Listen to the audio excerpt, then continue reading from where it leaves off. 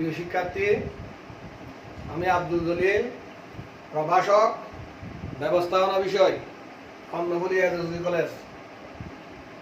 তোমরা নিশ্চয় ভালো আছো। আল্লাহর রহমতে আমি ভালো আছি। এই করোনা মহামারীর মধ্যে যে যেখানে থাকো না কেন, যে অবস্থায় থাকো না কেন, অবশ্যই তোমাদের পড়ালেখা চালিয়ে যেতে হবে।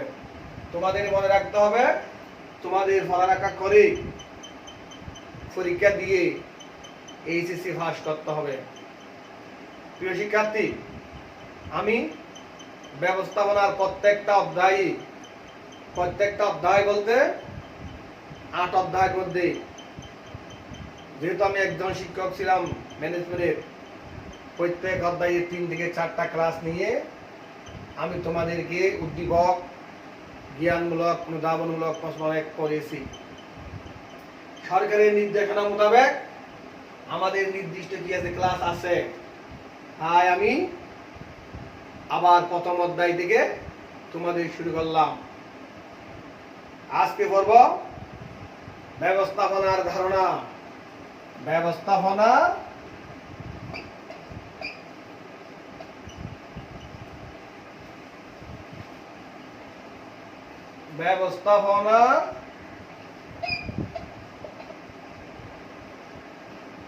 ধারণা। ব্যবস্থাপনার ধারণা কি? ব্যবস্থাপনা কাকে বলে? দক্ষতার সাথে কার্য সম্পাদনের যে কর্ম প্রচেষ্টা তাকে ব্যবস্থাপনা বলে, অথবা অন্যের দ্বারা কাজ করে নেওয়ার যে কলা কৌশল তাকে ব্যবস্থাপনা বলে।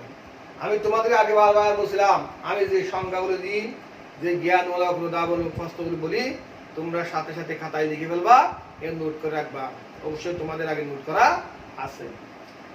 সেকেন্ড ইয়ার আমি যাদেরকে পড়িয়েছি অবশ্যই তাদের এগুলো নোট করা আছে। প্রতিটা কর্মী, কর্ম এবং বিভিন্ন উপায় উপাদানকে সমন্বয় করে কারবার প্রতিষ্ঠানের সফলতা নিশ্চিত করার নামটা হলো ব্যবস্থাপনা। আজকে বলবো ব্যবস্থাপনার বৈশিষ্ট্য। ব্যবস্থাপনার বৈশিষ্ট্য।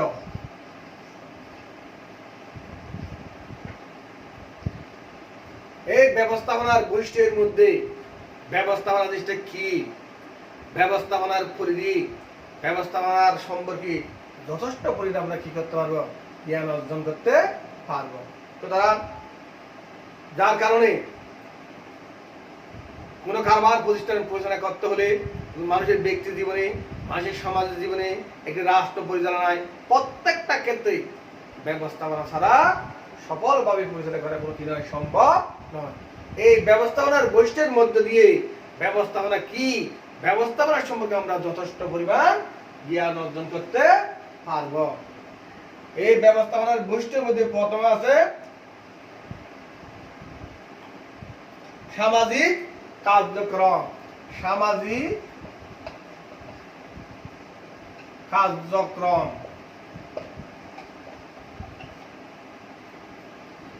আমি ব্যবস্থাপনার সংজ্ঞার মধ্যে বলছিলাম, দক্ষতার সাথে কার্য সম্পাদনের যে কর্ম প্রচেষ্টা তার নাম ব্যবস্থাপনা।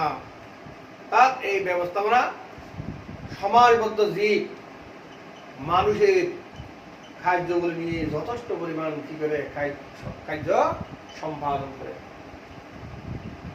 সমাজের মূল উপাদান হলো মানুষ। এই মানবীয় কাজের জন্য ব্যবস্থাপনা যথেষ্ট পরিমাণ কি করে ভূমিকা রাখে। এই মানব সমাজের সফলতা নিশ্চিত করতে ব্যবস্থাপনা ভূমিকা রাখে। আমি ব্যবস্থাপনার সংজ্ঞার মধ্যে বলছিলাম, অন্যের দ্বারা কাজ করে নেওয়ার কলা কৌশলকে বলে ব্যবস্থাপনা। এই মানব সমাজ, মানুষ হলো কারবার প্রতিষ্ঠানের উপাদান, একদম কি কারবার প্রতিষ্ঠান পরিচালনার এক গুরুত্বপূর্ণ চালিকা শক্তি। এই মানব সম্পদগুলো একে অপরের সাথে কাজ করার জন্য ব্যবস্থাপনা কি রাখে, ভূমিকা রাখে।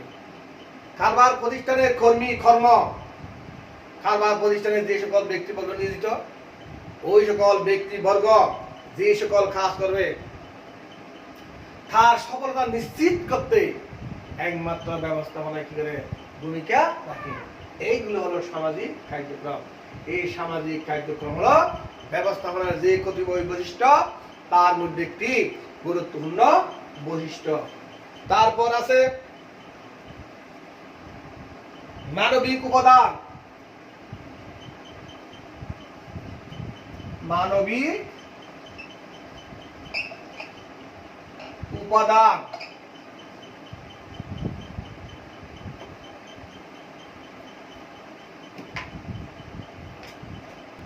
মানবিক উপাদান হলো একই রকম। কারবার প্রতিষ্ঠানে যে মানুষ আছে, মানুষের সম্পর্কে যে সকল সমাধান নিশ্চিত করতে ব্যবস্থাপনা কি করে ভূমিকা রাখে। কারবার প্রতিষ্ঠানের সম্পদ বৃদ্ধি করতে ব্যবস্থাপনা প্রত্যক্ষ পরোক্ষ ভূমিকা রাখে। ব্যবস্থাপনাকে বাদ দিয়ে কারবার প্রতিষ্ঠানের মানব সম্পদ, কারবার প্রতিষ্ঠানের সম্পদ বৃদ্ধি করা কোনো মতে কি নয়, সম্ভব নয়। এই মানবিক উপাদান হলো ব্যবস্থাপনার একটি গুরুত্বপূর্ণ বৈশিষ্ট্য। তারপর আছে দায়িত্ব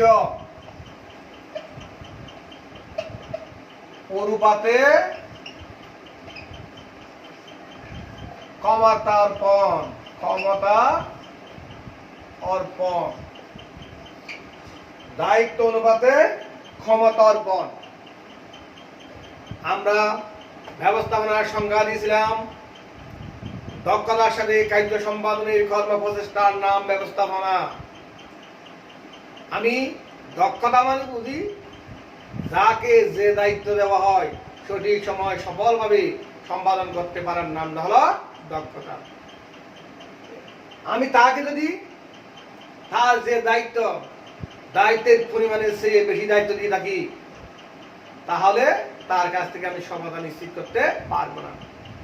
কারবার প্রতিষ্ঠানে নিয়োজিত একজন ব্যক্তিবর্গের মধ্যে যে সকল দায়িত্ব আছে, দায়িত্বের মধ্যে তার মধ্যে যে দায়িত্ব পড়ে, ওই অর্পিত দায়িত্ব তাকে দিতে হবে। অর্পিত দায়িত্ব প্রদান করে তার কাছ থেকে কারবার প্রতিষ্ঠানের কাজ আদায় করে দিতে পারবো, তখনই হবে আমাদের কি ব্যবস্থাপনা। আমি একজন ব্যক্তি কোনো কাজ পারে, তাই বলে তাকে অতিরিক্ত কাজ দিয়ে তার কাছ থেকে বেশি পরিমাণ কাজ আশা করে কারবার প্রতিষ্ঠানের সফলতা নিশ্চিত করতে পারার নামটা ব্যবস্থাপনা নয়। ব্যবস্থাপনার নাম হলো যার যে পরিমাণ কাজের আওতা, যার যে পরিমাণ কাজ দেওয়ার উচিত, তাকে সেই পরিমাণ কাজ দিয়ে তার কাছ থেকে সঠিক সময় সঠিকভাবে কাজ আদায় করে কারবার প্রতিষ্ঠানের সফলতা নিশ্চিত করতে পারার নামটা হলো ব্যবস্থাপনা। সুতরাং বলা যায় দায়িত্ব অনুপাতে ক্ষমতা অর্পণ হলো ব্যবস্থাপনার আরেকটি গুরুত্বপূর্ণ বৈশিষ্ট্য। তার মধ্যে আছে কাজের সমাহার। কাজের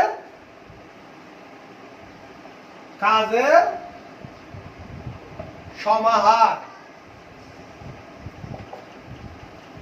কাজের সমাহার হলো দেখো পরিকল্পনা, সংগঠন, কর্মী সংস্থান, নির্দেশনা, পেশনা, সমন্বয়, নিয়ন্ত্রণ। এগুলো একটি ব্যবস্থাপনার কাজ। এই ব্যবস্থাপনা, পরিকল্পনা, সংগঠন, কর্মী সংস্থান, নির্দেশনা, পেশনা, সমন্বয়, নিয়ন্ত্রণ ছাড়া কারবার প্রতিষ্ঠানের সফলতা নিশ্চিত করা যায় না। একটা কাজকে বাদ দিলে আরেকটা কাজ কোনো মতেই আদায় হয় না। যেমন আমি পরিকল্পনা না করলে আমি ব্যবসা প্রতিষ্ঠান কেমনে পরিচালনা করব। এজন্য কারবার প্রতিষ্ঠান পরিচালনা করতে হলে অবশ্যই আমাদের পরিকল্পনা, সংগঠন, কর্মী সংস্থান, নির্দেশনা, পেশনা, সমন্বয়, নিয়ন্ত্রণের মধ্যে দিয়ে আমাদের কারবার প্রতিষ্ঠানের কাজের সফলতা আনয়ন করতে হয়। এই ব্যবস্থাপনা মূলত কি কাজের সমাহার যোগায়। যেমন পরিকল্পনা করা একটা কাজ, সংগঠন তার একটি কাজ, কর্মী সংস্থান তার একটা কাজ। এর অর্থটা হলো ব্যবস্থাপনায় সঠিকভাবে কাজের কি করে যোগান দিই, এটাই হলো কাজের সমাহার। সুতরাং আলোচনার পরিপ্রেক্ষিতে স্পষ্টভাবে বলতে পারি কাজের সমাহার হলো ব্যবস্থাপনার যে কতিপয় বৈশিষ্ট্য, তার মধ্যে একটি গুরুত্বপূর্ণ বৈশিষ্ট্য। তারপর আছে দেখো কাজ আদায়ের কৌশল।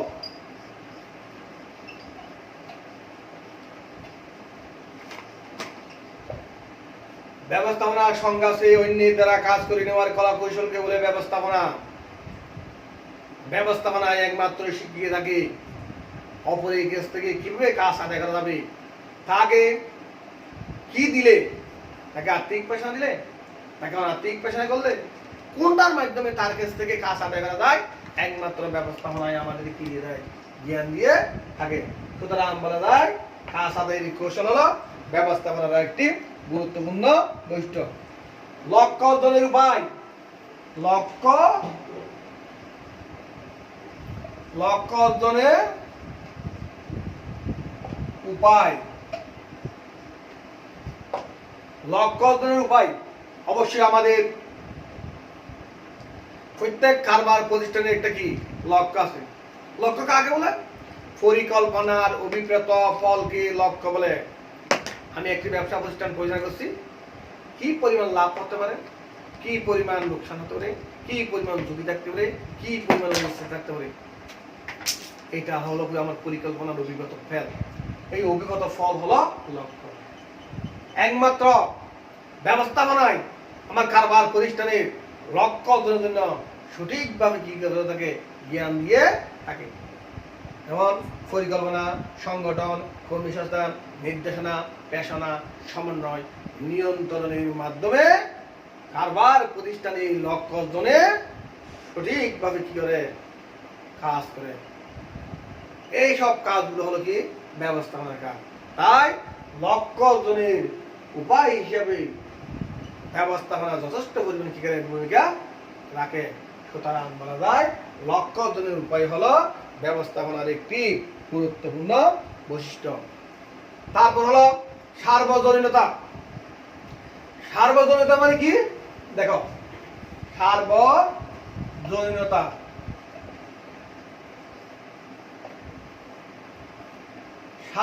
মানে দেখো সূর্য উদিত থেকে সূর্য অস্ত যাওয়া পর্যন্ত আমাদের ব্যবস্থাপনা দরকার। একজন মানুষের জন্ম থেকে মৃত্যু পর্যন্ত ব্যবস্থাপনা দরকার। একটি সমাজের, একটি দেশের সব ক্ষেত্রে আমাদের কি দরকার, ব্যবস্থাপনা দরকার। কোন কাজের সফলতা আনতে চাইলে ব্যবস্থাপনা দ্বারা সম্ভব নয়।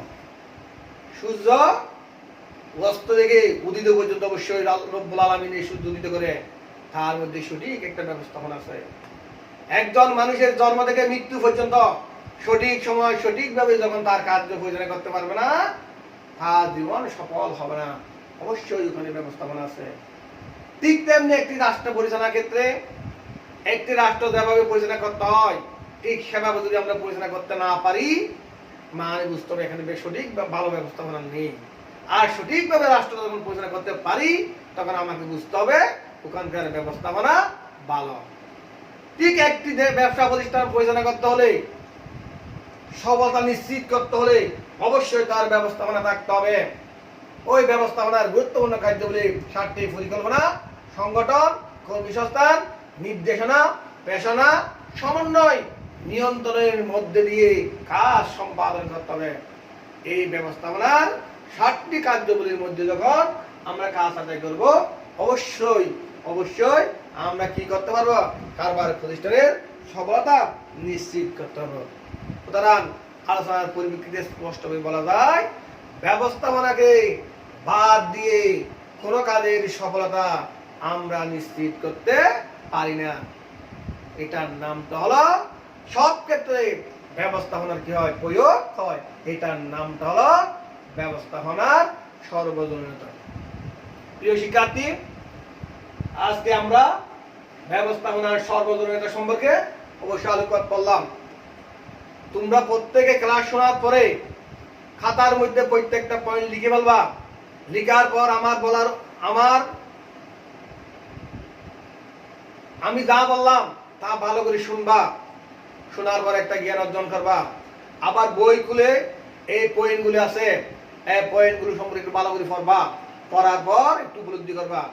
আমার বলা বই লেখানো যে জ্ঞান তা সমন্বয়ে তোমাদের সুন্দর একটা কি তোমাদের একটা ভালো একটা জ্ঞানের কি হবে সমাহার হবে, তার সমন্বয়ে তোমরা সুন্দর করে প্রত্যেকটা প্রশ্নের উত্তর দিতে পারবা। যেহেতু অনলাইন ক্লাস সময়ের স্বল্পতা, তাই আজকে আর বেশি নিতে পারলাম না। যে যেখানে আছো নিরাপদ থেকে পড়ালেখা চালিয়ে যাবা।